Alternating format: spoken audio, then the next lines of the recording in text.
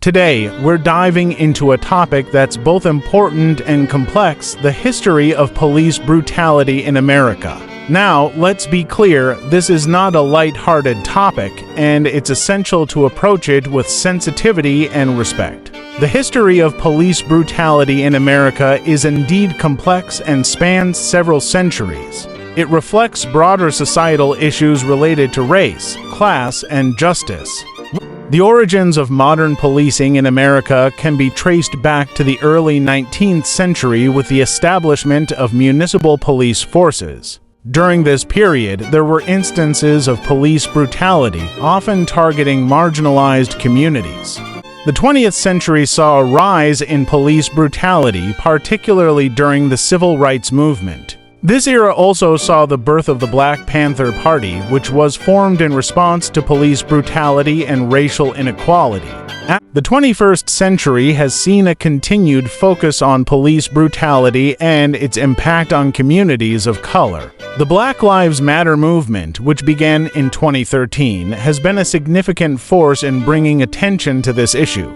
Remember, this is just a brief overview, and there's so much more to learn and understand about the history of police brutality in America. It's crucial to have open and honest conversations about this topic and to work together towards a more just and equitable society. Jim Crow era. This period, which lasted from the late 19th century to the mid-20th century, was characterized by racial segregation and discrimination, particularly in the southern states. So, let's start with the origins and implementation of the Jim Crow era. After the Reconstruction era ended in 1877, southern states began to enact laws and practices that enforced racial separation and inequality. This was known as the Jim Crow era. One of the key aspects of this era was the implementation of separate but equal facilities for African Americans and whites. This included public transportation, schools, and even public restrooms. In reality, however, these facilities were often inferior to those provided for whites. Moreover, African Americans were subjected to a range of discriminatory laws, such as the Black Codes,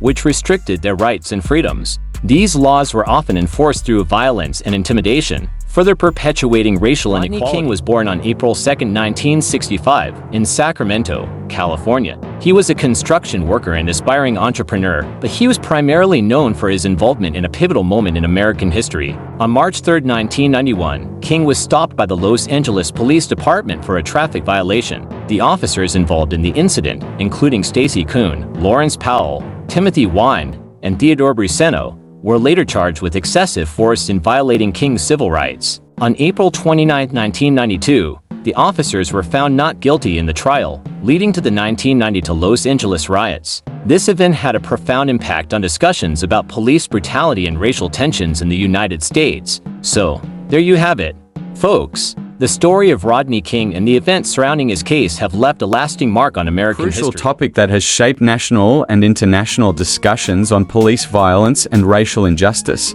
We're talking about the tragic case of Mike Brown, an 18-year-old African-American whose death in August 2014 in Ferguson, Missouri, left a lasting impact on the world. Michael Brown was born on May 20, 1996 in St. Louis, Missouri. He was a recent high school graduate with big dreams and aspirations. He was described by his friends as a gentle giant, standing at 6 feet 4 inches tall and weighing 292 pounds. On August 9, 2014, Michael Brown was shot and killed by police officer Darren Wilson in Ferguson, Missouri. The shooting sparked protests and unrest in the community, and the case became a focal point for discussions on police violence and racial injustice. We're going to delve into the life and tragic death of George Floyd, whose case sparked global protests against police brutality, racial injustice, and systemic racism. So, let's dive right in. George Floyd was born on October 14, 1973, in Fayetteville, North Carolina. He grew up in Houston, Texas, and throughout his life, he was known as a father, a friend, and a community member. Floyd had a history of working in various jobs, including as a security guard. In May 2020, Floyd's death became a focal point for protests around the world. These protests were a powerful response to the unjust treatment of Black individuals by law enforcement and the wider systemic racism that permeates our society. The mysterious death of Kenneka Jenkins. Kenika Jenkins was a 19-year-old woman who sadly passed away in September 2017. Her death gained widespread attention through media coverage and social media, sparking various conspiracy theories and debates. Born on March 16, 1998, Jenkins was a resident of Chicago, Illinois. She was described by family and friends as a kind and caring individual with aspiration for the future. Now, let's take a look at the events leading up to her death. Jenkins was found dead in a walk-in freezer at the Roseland Convention Center. The circumstances surrounding her death remain unclear, leading to a plethora of speculations and Yvette theories. Smith was born on March 25, 1966, in the great state of Texas. She was a mother and grandmother, and she was deeply involved in her community. Yvette lived in the small town of Bastrop, Texas, where she raised her family. On February 16, 2014, Yvette's life took a tragic turn. She was shot and killed by a police officer, sparking a national conversation about police violence and racial injustice. This case was a significant example of the ongoing struggle for justice and equality in our society. Thank you for joining us today as we remembered Yvette Smith and her impact on our community. Eric Garner was born on September 15, 1970, in Brooklyn, New York. He was a father of 6 and a well-known figure in his community. Despite his health issues, including asthma, Eric was known for his involvement in various community activities. On July 17, 2014, Eric Garner was confronted by police officers for allegedly selling intact cigarettes. The incident escalated, and Garner was placed in a chokehold by Officer Daniel Pontalio. Garner's last words, "I can't breathe," became a rallying cry for the Black Lives Matter movement. The case against Officer Pontalio was eventually dismissed, leading to widespread protests and calls for justice. Eric Garner's death serves as a reminder of the ongoing fight for racial equality and police accountability in the United States. We're going to dive into a fascinating and complex case that has sparked important discussions about police interactions, mental health, and the use of force. We're talking about the life and death of Corinne Gaines, a 23-year-old African-American woman whose death in August 2016 became a focal point for these discussions. Corinne Gaines was born on July 19, 1993 in Baltimore, Maryland. She was a mother of 2 young children and had a history of mental health issues. She was known to have been involved in community and social media discussions, often sharing her opinions and experiences. On August 1, 2016, Gaines was involved in a high-speed chase with police, which ended in a standoff at her home. During the standoff, she was shot and killed by police. The incident sparked outrage and led to discussions about police interactions, mental health, and the use of force. Taylor, a 26-year-old African-American woman whose story has become a significant part of the movement for racial justice and police reform in the United States. Born on June 5, 1993, in Grand Rapids, Michigan, Breonna Taylor had a promising future ahead of her. She attended Western High School and went on to pursue a career in healthcare. Sadly, her life was cut short when she was tragically killed during a police raid at her apartment in Louisville, Kentucky. This event sparked outrage and became a rallying cry for those fighting for racial justice and police reform. It's crucial to remember Breonna Taylor and the countless others who have fallen victim to police brutality and systemic racism. Let's continue to work towards a more just and equitable society for all. A man whose death in 2015 sparked a movement against police brutality in the United States. Freddie Carlos Gray Jr. was born on August 16, 1989, in Baltimore, Maryland. Growing up in a disadvantaged neighborhood, he faced numerous challenges. However, his family was supportive, and his mother, Gloria Darden, was a dedicated caregiver. Gray's life took a tragic turn on April 12, 2015. When he sustained a severe spinal cord injury while in police custody, despite being hospitalized. He sadly passed away on April 19th. The events surrounding Gray's death sparked widespread protests and became a symbol of the movement against police brutality. The 6 police officers involved were charged with various crimes, but all were ultimately acquitted. Grant III, a young African-American man who became a symbol of the movement against police brutality. Oscar Grant III was born on February 27, 1986, in Oakland, California. He grew up in the Bay Area and was raised by his mother, Wanda. Oscar was a talented young man, excelling in football and basketball. Unfortunately, his life was cut short in 2009 when he was fatally shot by a transit police officer. Oscar's death sparked widespread outrage and became a significant event in the fight against police brutality.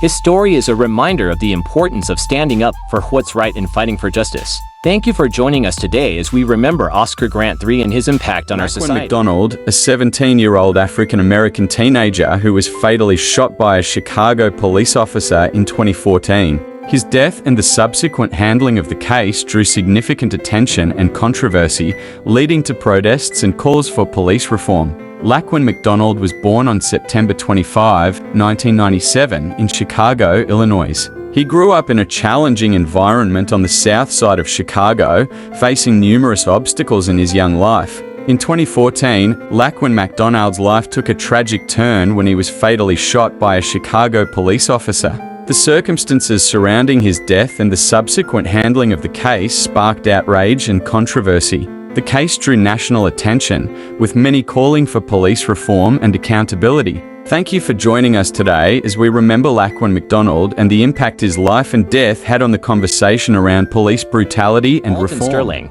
a man whose tragic death in 2016 sparked a nationwide movement against police brutality and racial injustice. Alton Sterling was born on June 14, 1979, in Baton Rouge, Louisiana. He was a beloved member of his community, known for his kind heart and generous spirit. Unfortunately, his life was cut short when he was fatally shot by police officers in Baton Rouge. This tragic event led to widespread public outcry and protests, highlighting the ongoing issue of police brutality and racial injustice in the United States. Alton Sterling's death serves as a reminder of the importance of standing up for what's right and fighting for justice. His story continues to inspire and motivate people to take action and make a significant event in the history of police brutality and racial injustice in the United States. Walter Scott was a 50-year-old African-American man who tragically lost his life in 2015. Let's dive into his story. Walter Lamar Scott was born on February 9, 1965, in North Charleston, South Carolina. He was a father of 4, and his life was cut short when he was fatally shot by a police officer in the same city.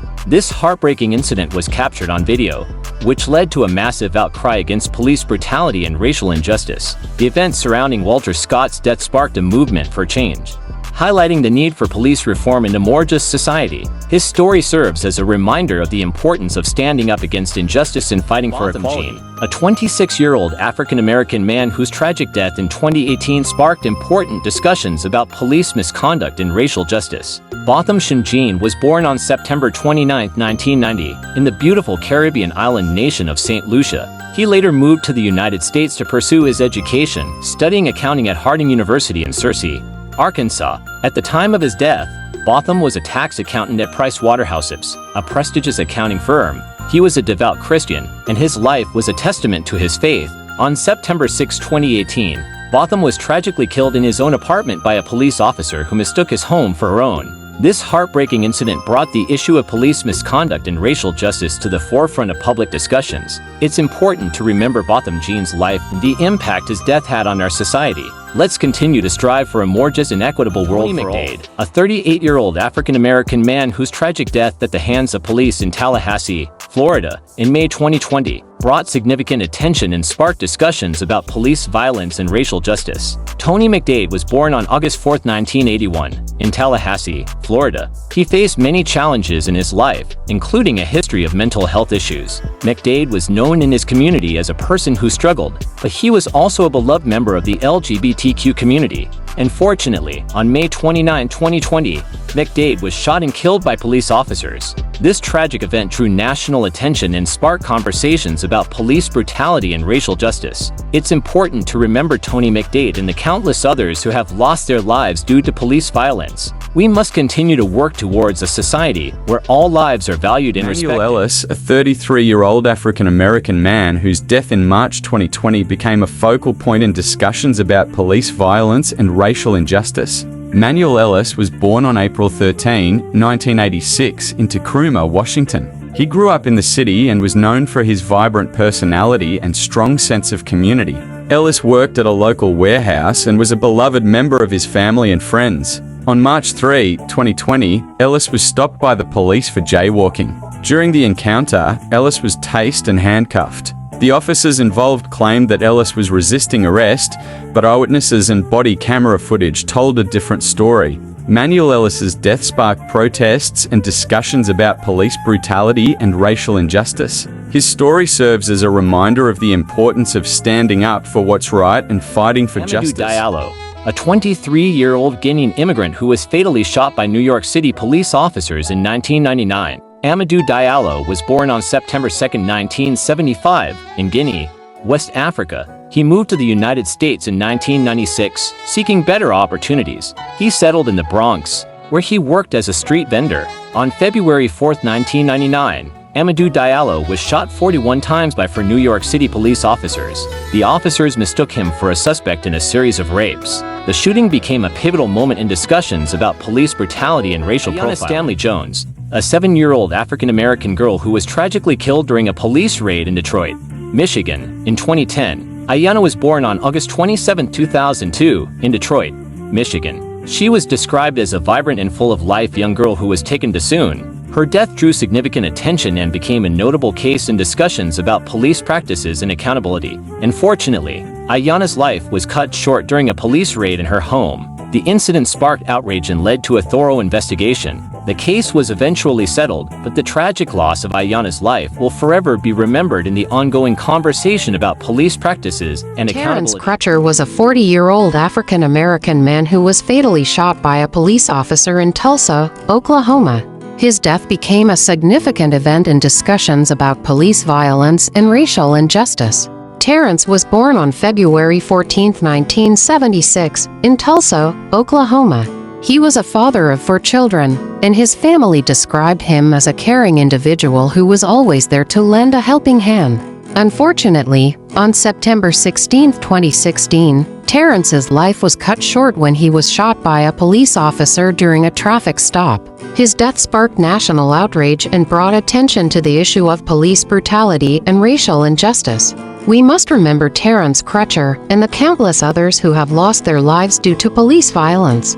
Let's work together to create a more just and equitable society for all. Bell, a 23-year-old African-American man whose death in 2006 became a notable case in these discussions. Sean Bell was born on October 27, 1982, in Queens, New York City. He was a young man who worked as a mechanic and was engaged to his fiancée, Nicole Poulter. The couple had planned to marry the day after his death.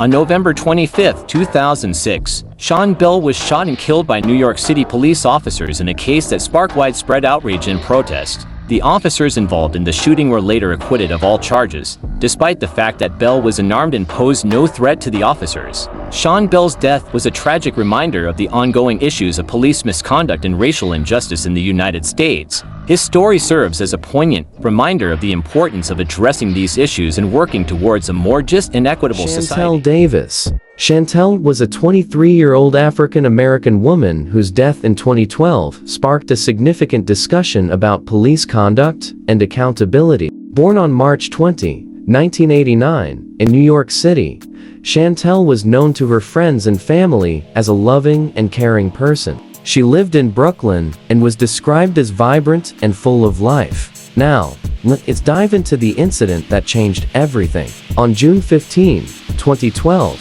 Chantel was pulled over by the police for driving with a suspended license. During the stop, an officer approached her car, and a struggle ensued. The officer fired 2 shots, one of which struck Chantel in the head. Chantel's death became a significant case in discussions about police conduct and accountability. It's crucial to remember her life and the events surrounding her death, as they have shaped the way we talk about police conduct and accountability today. And subscribe for more engaging content. Until next time, take care.